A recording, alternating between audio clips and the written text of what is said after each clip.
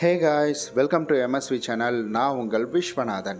நம்ம இன்றைக்கி பார்க்க போகிறது என்னென்னா, நம்ம வாழ்க்கையில் நம்ம நிறையா விஷயங்களில் தப்பு பண்ணிகிட்ருக்கோம்.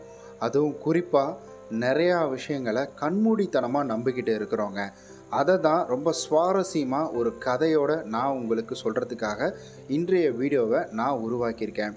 இந்த கதை அப்படின்றது ரொம்ப சுவாரஸ்யமாகவும் இருக்கும், ரொம்ப இன்ட்ரெஸ்டிங்காகவும் இருக்கும். வீடியோவை ஸ்கிப் பண்ணாமல் பாருங்கள். நீங்கள் நம்முடைய எம்எஸ்வி சேனலை சப்ஸ்கிரைப் பண்ணாமல் பார்க்குறீங்கன்னா மறக்காமல் சப்ஸ்கிரைப் பண்ணிவிட்டு பாருங்கள். இந்த வீடியோவோட முடிவில் நான் எப்படி நரேட் பண்ணியிருந்தேன் அப்படின்றத மறக்காமல் கமெண்டில் சொல்லுங்கள்.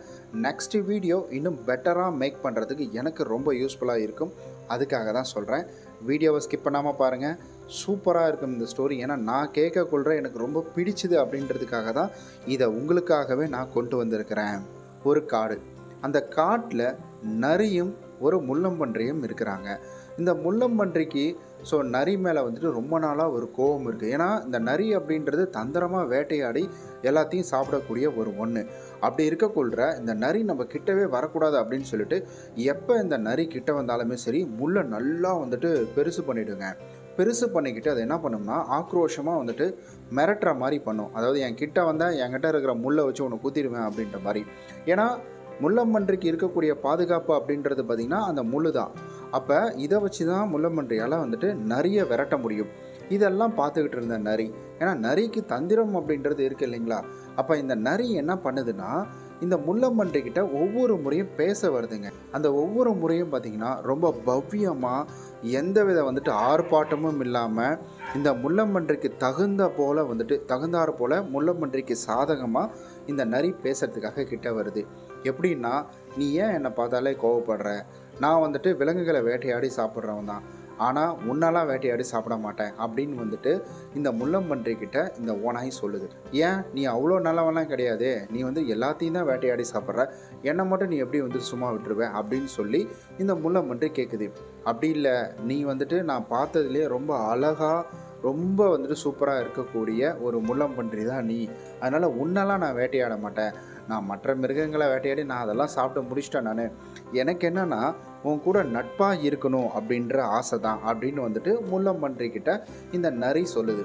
இதை கேட்ட முள்ளம்பன்றிக்கு சந்தேகம் வருது. நீ ஏன் என் கூட நட்பாக இருக்கணும்? உன்ன மாதிரி இருக்கிற வந்துட்டு நிறையா நரிகள் இருக்கே, அதுங்க கூட நீ நட்பாக இருக்கலாம்ல அப்படின்னு இந்த முள்ளம்பன்றி சொல்லுது. இதை கேட்ட நரி என்ன சொல்லுதுன்னா, என் கூட வந்துட்டு நிறைய நரிகள் வந்துட்டு நட்பாக இருக்கும், அவங்க மேலெல்லாம் எனக்கு நம்பிக்கை கிடையாது. ஏன்னா அவங்கெல்லாம் என்னை போலவே வந்துட்டு தந்திரமாக யோசிக்கக்கூடியவங்க, அவங்க என்னை எப்போ வேணால் வந்துட்டு காலவாரி விட்டுருவாங்க.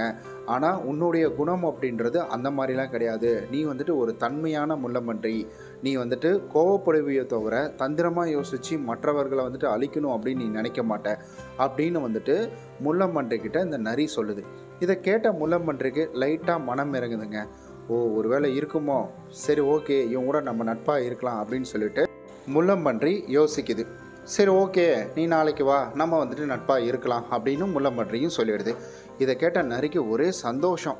அதாவது எப்படியோ இந்த முள்ளம்பன்றி நம்மளை ஏற்றுக்குச்சு, நம்மளும் வந்துட்டு இந்த முள்ளம்பன்றி நம்ம நண்பர்களாக மாறிட்டோம் அப்படின்னு சொல்லிட்டு இந்த முள்ளம்பன்றி நரி என்ன செய்யுதுன்னா இந்த முள்ளம்பன்றி கூட பயங்கர சந்தோஷமாக வந்துட்டு சுற்றுறது என்ன போகிறது என்ன அப்படி இருக்கக்குள்ள ஒவ்வொரு முறையுமே வந்துட்டு இந்த நரி என்ன செய்யுதுன்னா முள்ளம்பன்றி மேலே கை வருது. கை போட வரக்குள்ள நார்மலாகவே முள்ளம்பன்றி மேலே இருக்கக்கூடிய முள் அப்படின்றது குத்தும். அப்போ ஒவ்வொரு முறையும் பார்த்திங்கன்னா நரி மேலே கை போட வருது. சந்தோஷமாக சிரிச்சுக்கிட்டே வந்துட்டு கை போடுவாங்க பார்த்திங்களா, அந்த மாதிரி தான் காலை தூக்கி மேலே போட்டு விளையாடுறதுக்காக அது வருது.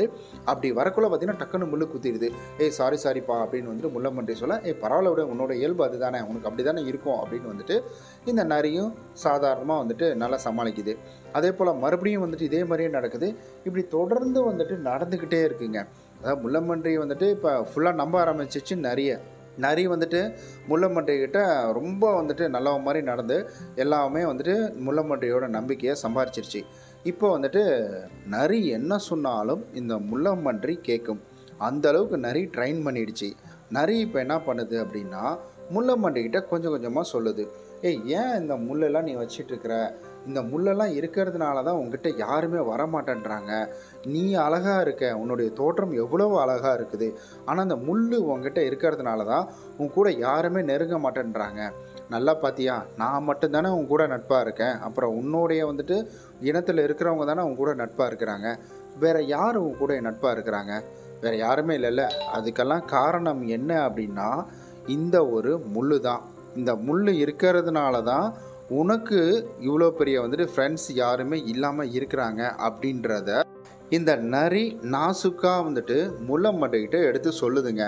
இதை கேட்ட முள்ளம்பன்றிக்கு லைட்டாக மனசில் ஒரு எண்ணம் தோன்றுது.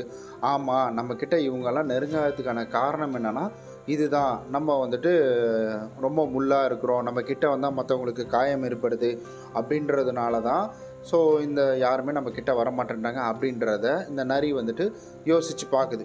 சரி, ஓகே, நான் இப்போ என்ன செய்கிறது அப்படின்னு வந்து கேட்க, நீ முடிஞ்ச வரைக்கும் எவ்வளோ உன்னால் இந்த முள்ளெல்லாம் உன் மேலே இருக்கிற முள்ளெல்லாம் கட் பண்ண முடியுமோ கட் பண்ணி விட்ரு, பல்லால் கடிச்சு கட் பண்ணு, இல்லை நான் கூட உனக்கு உதவி பண்ணுறேன் அப்படின்னு சொல்லிட்டு இந்த நரி சொல்லுது.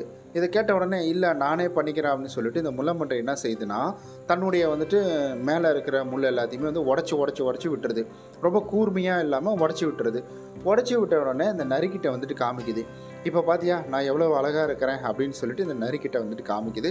அப்போ இந்த நரியும் சொல்லுது, ஆஹா நீ பார்க்க வந்துட்டு ரொம்ப அழகாக இருக்கிற, ரொம்ப சூப்பராக இருக்க அப்படின்னு சொல்லிட்டு இந்த நரி என்ன செய்யுதுன்னா இந்த முள்ளம்பன்றி மேலே டக்குன்னு வந்துட்டு பாஞ்சிருச்சுங்க. பாஞ்ச உடனே முள்ளம்பன்றியோட கழுத்தை கடிச்சு முள்ளம்பன்றியோட உயிரை எடுத்துருச்சு.